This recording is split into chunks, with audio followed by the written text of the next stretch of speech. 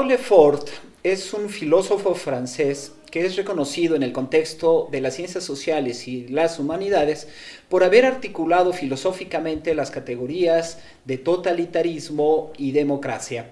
El totalitarismo para Lefort no es un régimen político simplemente, o no puede ser identificado con categorías políticas clásicas como la tiranía, el despotismo o la dictadura, o con categorías como modernas como sería el autoritarismo, sino el totalitarismo es una nueva forma de sociedad que nace en oposición a los dispositivos simbólicos de la sociedad democrática. Claude Lefort en su juventud es marxista,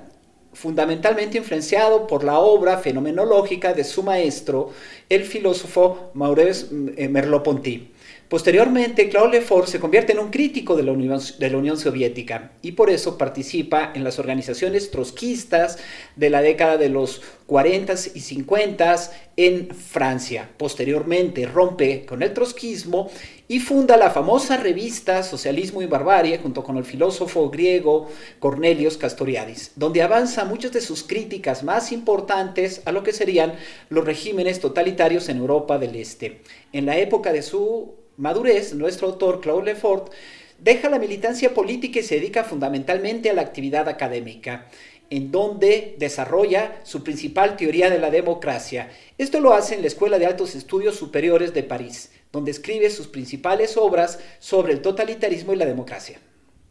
Para Claude Lefort, el totalitarismo es una nueva forma de sociedad política que nace, como he mencionado, a partir de la negación de los dispositivos simbólicos de la democracia.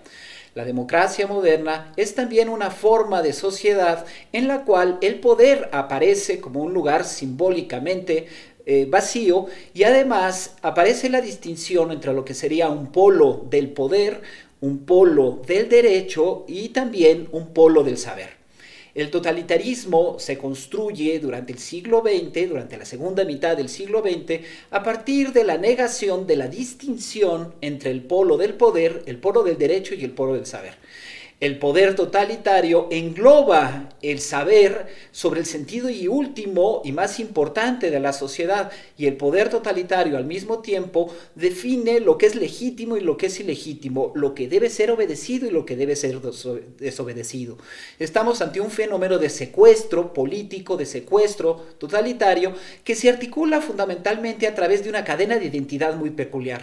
que es la cadena que se produce entre el pueblo, el proletariado, el Estado, el partido, el comité central y en el extremo el famoso egócrata retratado por Solzhenitsyn en su famoso libro El archipiélago Gulag. Estamos por tanto ante un nuevo fenómeno político que vale la pena estudiar. Me parece que la obra de Lefort sigue teniendo una enorme vigencia en nuestros tiempos,